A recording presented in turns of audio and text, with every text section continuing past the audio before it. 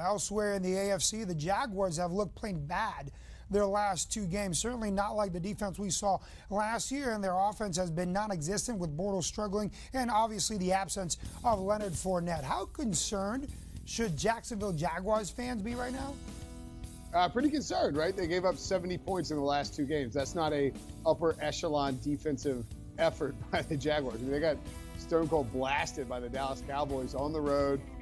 In a situation where the Cowboys just basically outcoached them and played zone. They ran zone read plays, had Cole Beasley running through the Jaguars zone, which they had to play because of the zone read. It was a deep pantsing by the Cowboys. Now, I will say that I think this matchup against the Texans favors Jacksonville pretty well. They get to go home where they play better.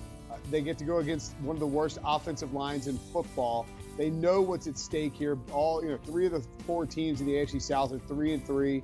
And Jacksonville can go in there with, in theory, assuming Malik Jackson plays and assuming Calais Campbell plays. You have Yannick Ngakoue as well, Marcel Darius. Those guys can get after Deshaun Watson, who's been sacked more than any quarterback in football this year, 25 times. He's dealing with a partially collapsed lung, so they're going to have to try and scheme up some stuff to get him away from pressure. I just don't know if they can do it with that Texans offensive line. And I think Jacksonville can go in there and force a defensive turnover. The thing is with Jacksonville, they're down and they can't come back and they lose big, or they're up and they put their foot on the gas and they run through somebody and really bury a team. And I think this is a game where they can get a lead and bury the Texans. But if Jacksonville can't get up to a lead and they're trailing, man, they're a terrible football team. We'll see.